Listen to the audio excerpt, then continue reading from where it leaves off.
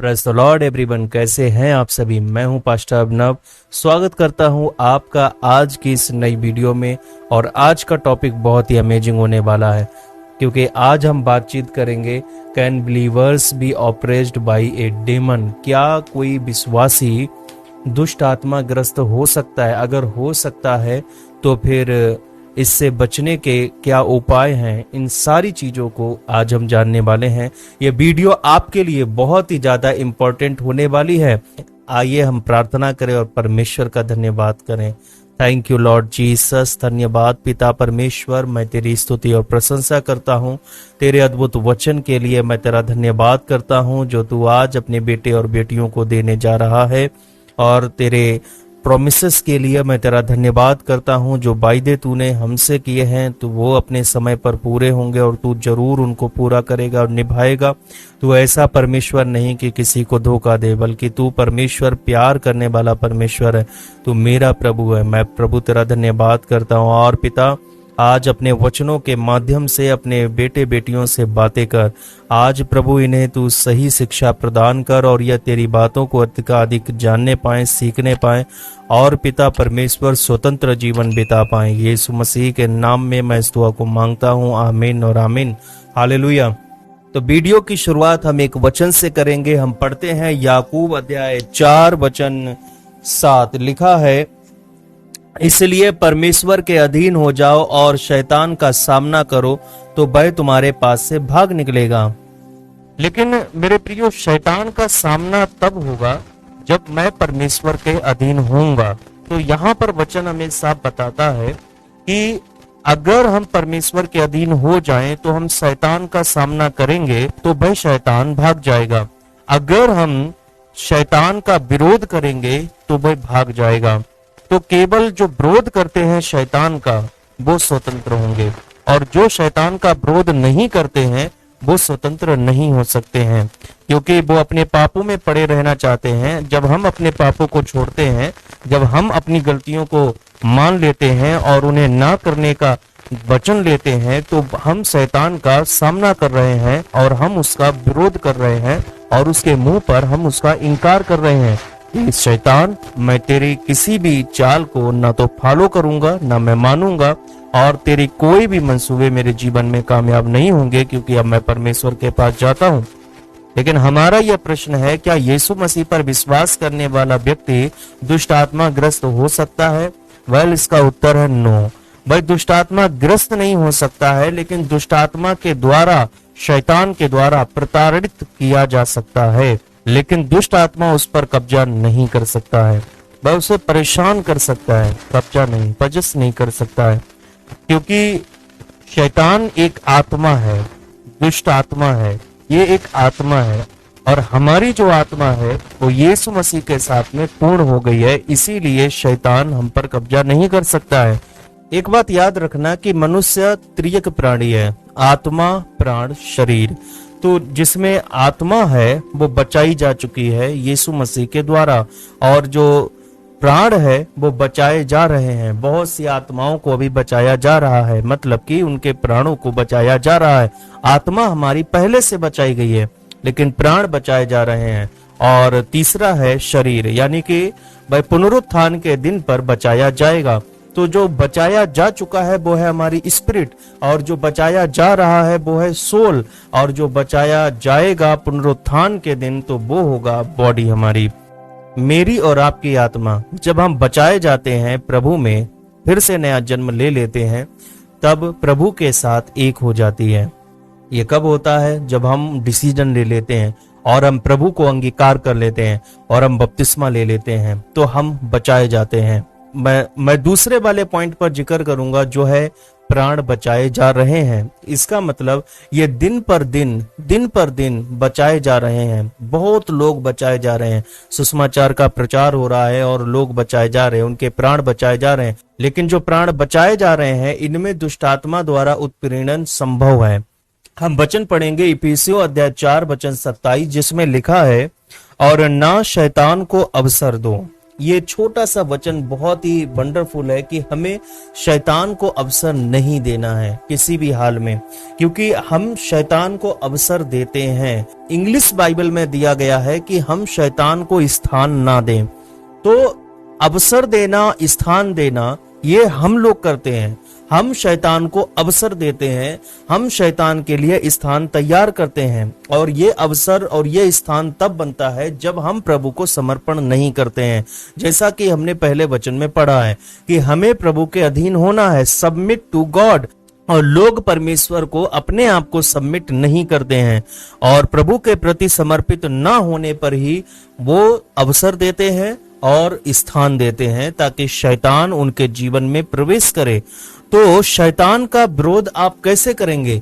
प्रभु के प्रति समर्पित होकर, सबमिट टू गॉड, प्रभु के प्रति समर्पित होकर आप शैतान का विरोध कर सकते हैं, आप उसका इनकार कर सकते हैं। प्रभु के प्रति समर्पण हमारी पहली जिम्मेदारी है, और जो कोई व्यक्ति परमेश्वर को सबमिट होने से मना कर देता है तो उसके जीवन में उत्पीड़न आता है। शैतान उसके जीवन में उत्पीड़न लेकर आएगा, क्योंकि उसने शैतान को जगह दे दी है। वह व्यक्ति मुसीबत में पड़ जाता है। यह जगह क्या है? आप एक उपजाऊ भूमि, उपजाऊ क्षेत्र है। यहाँ पर अगर डेविल आएगा तो डेविल वहां पर उपजेगा। उसके लिए हम उपजाऊ भूमि तैयार कर रहे हैं, उसके लिए उपजाऊ जगह तैयार कर रहे हैं जहां पर वो आकर फलेगा, फूलेगा और आपके जीवन में मुसीबतों को लेकर आएगा। कभी कभी लोग दुष्ट आत्माओं से छुटकारा नहीं प्राप्त कर पाते हैं क्योंकि वास्तव में वो तैयार नहीं है। वो तैयार इसलिए नहीं है क्योंकि वो बहुत सारी ऐसी चीजों के द्वारा बंधनों में पड़ जाते हैं जिनको वो खुद नहीं जानते कि ये चीजें हमें बंधनों में लेकर आ सकती हैं। उन्होंने अपने घर पर ऐसी चीजों को लाकर रखा है जिसके माध्यम से दुष्ट आत्माओं का प्रवेश हो जाता है। वो चीजें दुष्ट आत्माओं के लिए एक डोर बन जाती है और उनके द्वारा दुष्ट आत्माएं प्रवेश कर जाती हैं।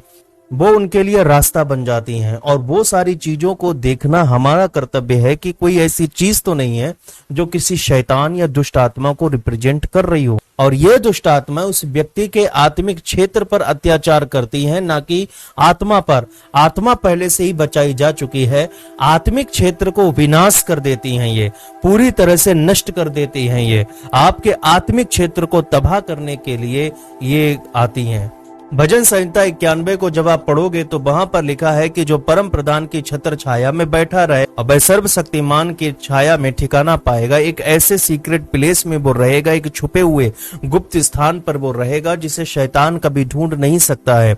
जो भी उसमें बना रहता है, जो परमेश्वर में रहता है, अबाइड इन जीसस, जो उसमें बना रहता है, तो उसमें कोई भी दुष्ट आत्मा प्रवेश नहीं कर सकती है और कोई उसको ढूंढ नहीं सकता है। लेकिन बहुत से ऐसे लोग हैं जो उस गुप्त स्थान में नहीं रह रहे हैं। इसीलिए शांत और सतर्क रहने के लिए कहा जाता है। शांत और सतर्क का मतलब बैलेंस। हमें एक बैलेंस में रहना है, हमें अच्छी तरह बैलेंस में बना रहना है, अपने आप को संतुलित करना है, वेल बैलेंस्ड रहना है। ठीक है।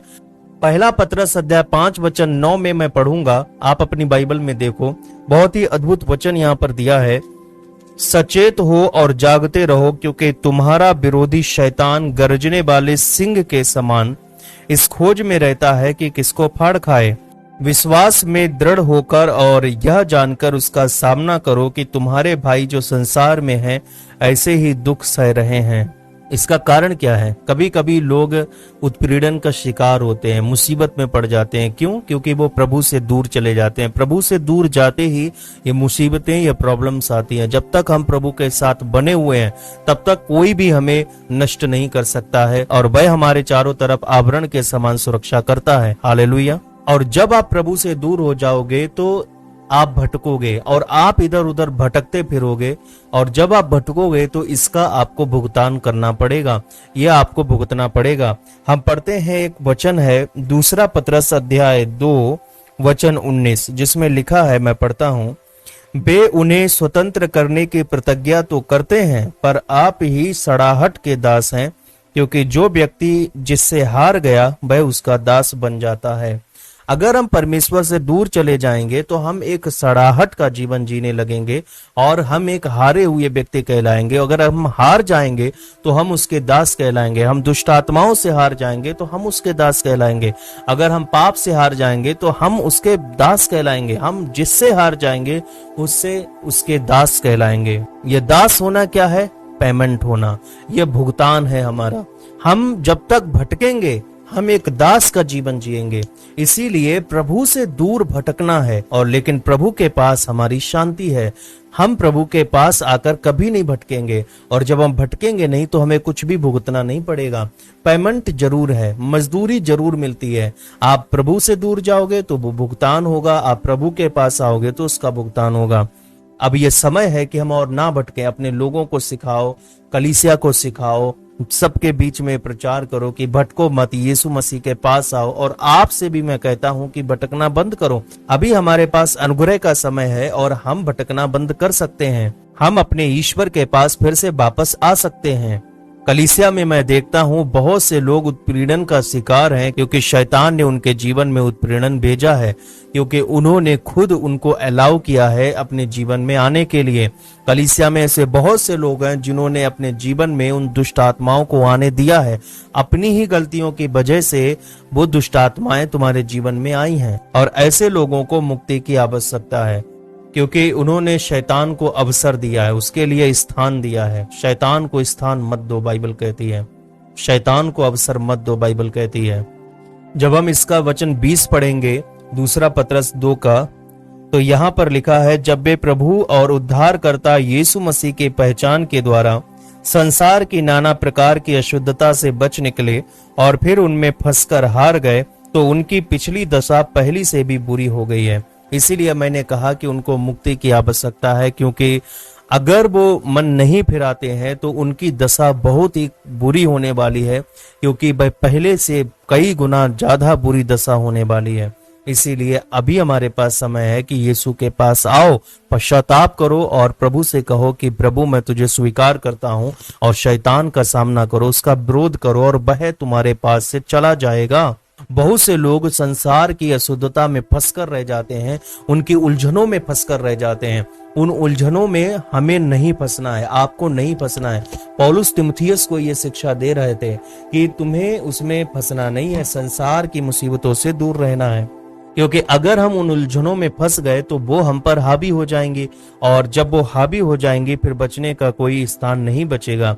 इसीलिए पौलुस ने कहा है कि संसार के सदृश ना बनो, बल्कि तुम्हारे मन के नए हो जाने से। हमें संसार के सदृश नहीं होना है। जैसा संसार चल रहा है, जैसा सब लोग कर रहे हैं, वैसा आपको नहीं करना है। जब किसी चीज का बहुमत अधिक हो और आपको पता है कि बाइबल इसकी अनुमति नहीं देती है, फिर भी वो बहुमत के कारण उधर लोग चले जाते हैं, आपको उस बहुमत की तरफ नहीं जाना है।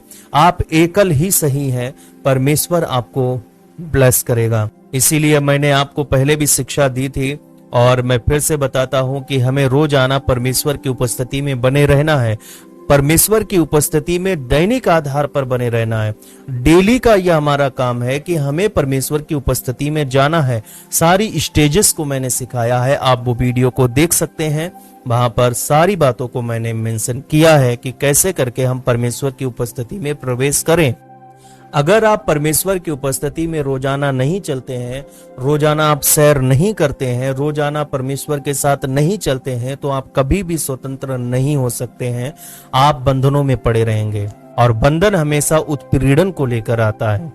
देखो, हमारी आत्मा पहले से ही बचाई जा चुकी है, लेकिन सोल और बॉडी, सोल बचाई जा रही है और बॉडी पुनरुत्थान के समय में बचाई जाएगी। तो इन दोनों में अभी भी हमारे आत्मिक क्षेत्र में शैतान काम कर सकता है। दुष्ट आत्माएं उत्पीड़न को ला सकती हैं अगर हम स्थान देते हैं तो दुष्ट आत्माएं हमारे आत्मिक और भौतिक क्षेत्र में काम कर सकती हैं। जैसा कि दूसरा पतरस 2:14 में लिखा, उनकी आंखों में व्यभिचार बसा हुआ है और वे पाप किए बिना रुक नहीं सकते। वे चंचल मन वालों को फुसला लेते हैं और उनके मन को लोभ करने का अभ्यास हो गया है, और वे संताप की संतान है। तो अगर हम डिसीजन नहीं लेंगे तो पाप करने की आदत हमारे जीवन में आ जाएगी। अगर हम शैतान का विरोध नहीं करेंगे तो ये आदतों में आ जाएगा, और जब 1000 वर्षों का राज्य आएगा तो उसमें हम फंस जाएंगे। इसीलिए अभी यह समय है कि हम अपने आप को परमेश्वर को सबमिट कर दें। आत्मा हमारी बचाई जा चुकी है, लेकिन सोल आगे पीछे हो सकती है, तो इसे हमें ध्यान में रखना है। सोल को डिसीजन लेना होगा, प्राण को रोजाना डिसीजन लेना होगा कि मैं पवित्र आत्मा में समर्पण होऊंगा।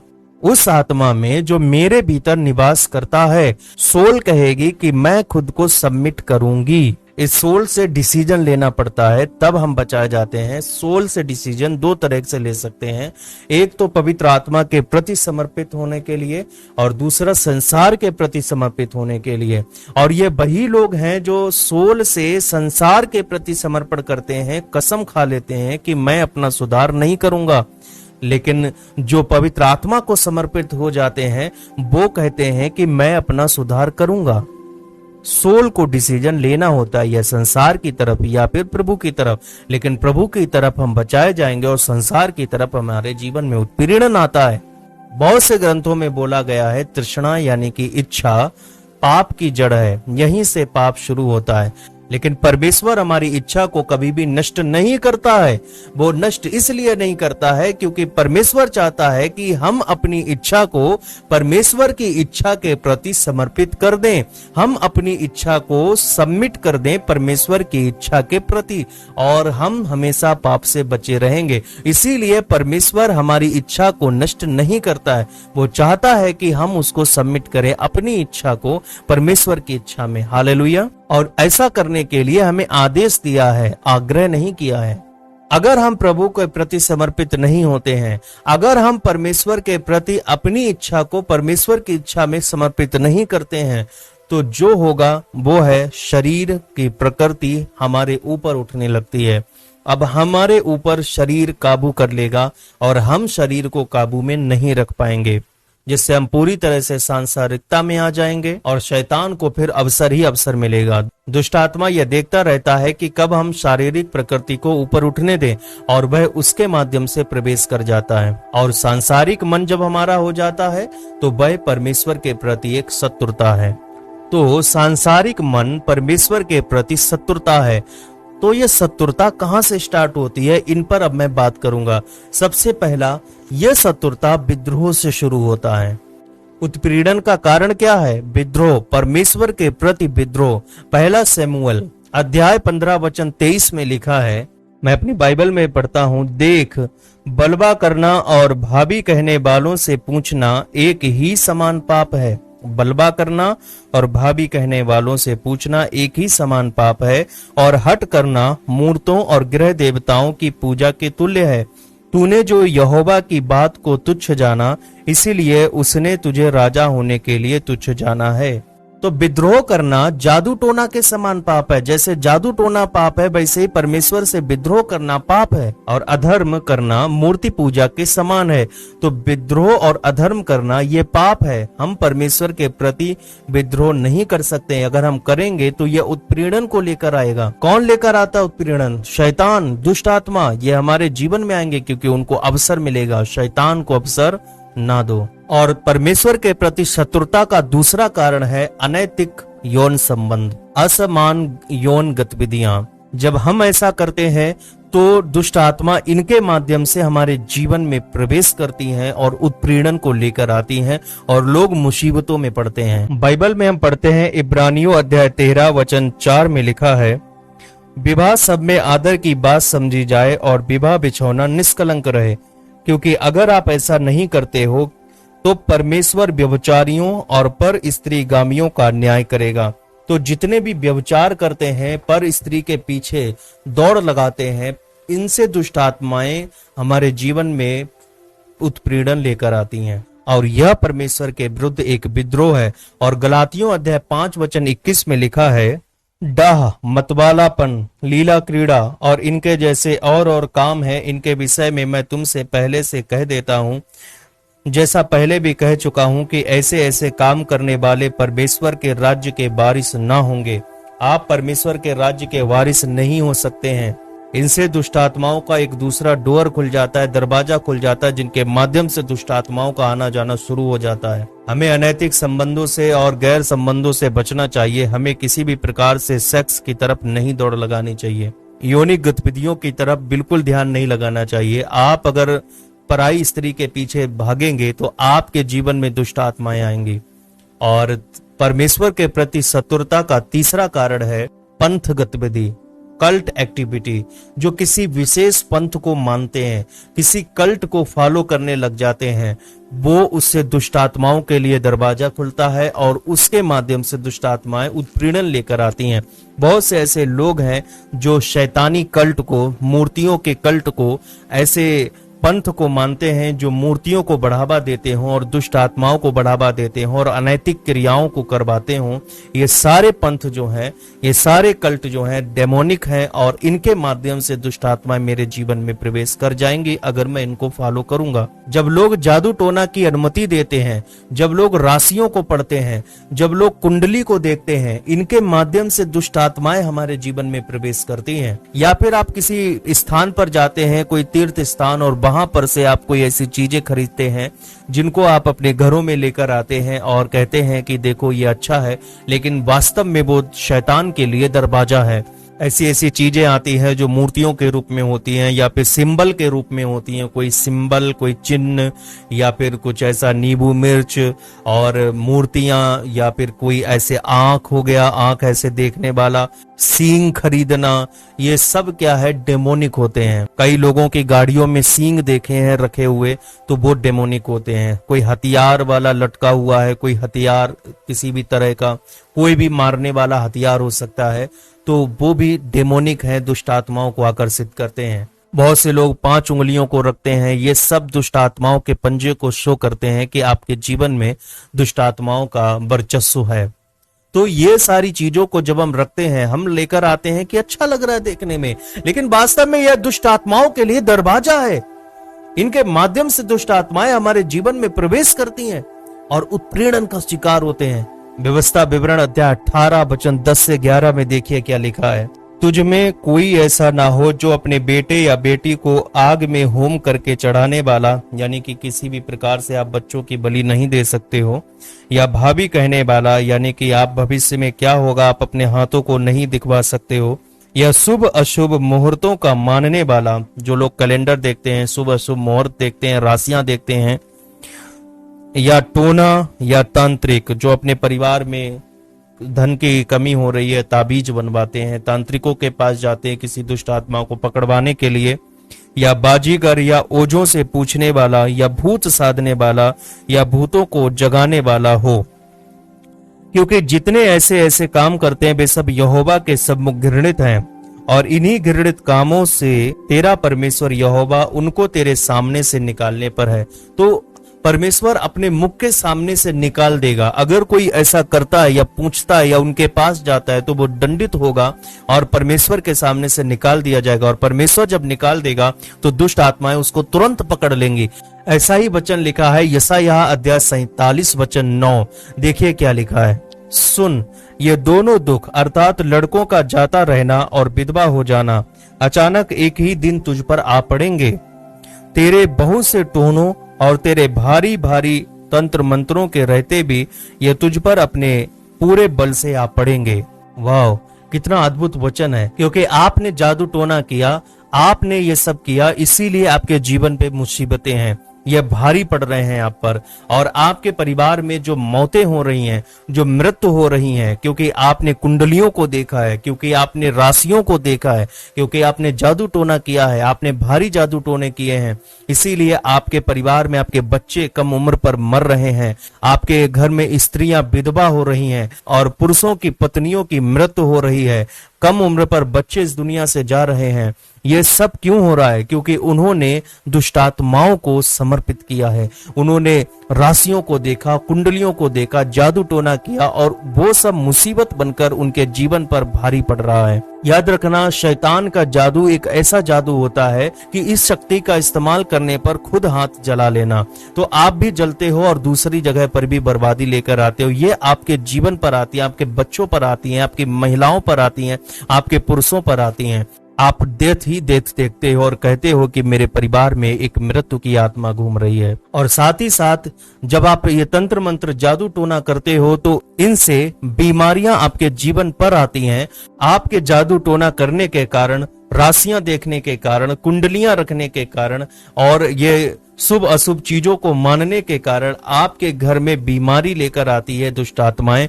और कभी कभी ये बीमारी ऐसी लेकर आती है जो मृत्यु का कारण बन जाती है और आप कहते हो कि कुछ नहीं हुआ था, बस सिंपल सा बुखार आया था और वो मर गया। बहुत से लोग अपने घरों में दुष्ट आत्माओं को अनुमति देकर मर गए हैं। लोग जवानी में ही मर रहे हैं और उन्हें समझ में नहीं आ रहा कि ऐसा क्यों हो रहा है। आप अपने पड़ोसियों को देखते होंगे, उनके घर में डेथ हो रही है। ये सब जादू टोना के कारण होता है, लेकिन इनको बंद किया जा सकता है परमेश्वर के प्रति समर्पित करके। इनको बंद किया जा सकता है परमेश्वर के पास आकर। जब तक हम उससे दूर रहेंगे हमें यह भुगतान करना ही होगा, हमें यह नुकसान उठाना ही होगा, लेकिन हम परमेश्वर के पास आकर इस नुकसान से बच सकते हैं। इसीलिए परमेश्वर का विरोध करना मेरे प्रियो बंद कर दो, अभी हमारे पास समय है। और अभी आप मेरे संदेश को सुन रहे हो तो इसका मतलब परमेश्वर चाहता है कि आप अभी सुधार कर लें, क्योंकि अभी आपके पास समय है। आप अपने पड़ोसी का सुधार करवा सकते हैं इन वचनों को बताकर। पास्टर बेनी हिन ने बताया कि मैं एक घर को लेने जा रहा था और उस घर की तलाश में मैं था, और जब मुझे एक घर मिल गया था और जब मैं उस घर के अंदर प्रवेश किया तो सब कुछ अच्छा था, लेकिन एक चीज थी, वो थी वास्तुशास्त्र से सब कुछ बना हुआ था और उसके घर में एक पेंटिंग लगी हुई थी जो एक शैतान की पेंटिंग थी और उसका चेहरा उस पर बना हुआ था। और बहुत से ऐसे परिवारों में ऐसा देखा भी जाता है कि लोग अपने घरों में दुष्ट आत्माओं का या फिर कुछ ऐसे प्रतीकात्मक कुछ चिन्ह वाले जो है फोटो लगाकर रखते हैं। जब उन्होंने देखा दुष्ट आत्मा का चेहरा बना हुआ है और उसने अपने बच्चे के उस पर प्रिंट करवा के रखा है, कुछ ऐसा ही था मानो। और जैसे ही उन्होंने देखा तो वो तुरंत उस घर को छोड़कर निकल गए और उन्होंने ये भी नहीं पूछा कि ये क्या है, कुछ नहीं। वो हेलो हेलो करते रहे, बात सुनिए करते रहे, लेकिन वो तुरंत वहां से निकल गए और उस घर में प्रवेश नहीं किए। बोले मैं ऐसा घर नहीं लेने वाला, क्योंकि वास्तव में दुष्ट आत्माएं इन परिवारों में, इन घरों में रहने लग जाती हैं और ये दुष्ट आत्माएं आपको नुकसान पहुंचा सकती हैं। इसीलिए आप कोई भी ऐसा घर ना खरीदे जिनमें दुष्ट आत्माएं रह रही हों। आप कोई भी ऐसा मकान या ऐसी कोई चीज ना खरीदे जो सांस्कृतिक रूप में जुड़ी हुई हो या फिर वास्तुशास्त्र के माध्यम से बनी हुई हो या फिर कोई जादू टोना किया गया हो उस पर। ऐसी कोई भी चीजों को ना खरीदें। और परमेश्वर के विरुद्ध शत्रुता में चौथी चीज आती है, वो है हमारी जीभ।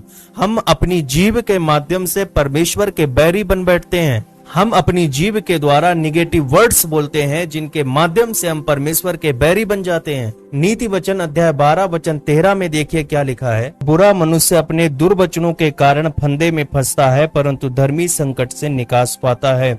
जब आप अपने दुर्वचन को बोलोगे तो उससे आप फंस जाओगे, उत्पीड़न आपके जीवन में आएगा, दुष्ट आत्माओं के लिए द्वार खुल जाएगा। और नीति वचन अध्याय 13 वचन 3 में लिखा है, जो अपने मुंह की चौकसी करता है वह अपने प्राण की रक्षा करता है, परंतु जो गाल बजाता है उसका विनाश हो जाता है। इसीलिए ज्यादा बड़बोला नहीं होना है और अपने मुंह पर चौकसी करना है, इसको रोक कर रखना है। अपने शब्दों को संयमित करें, अपने शब्दों को परमेश्वर के वचन के साथ मिलाकर ही बोलें।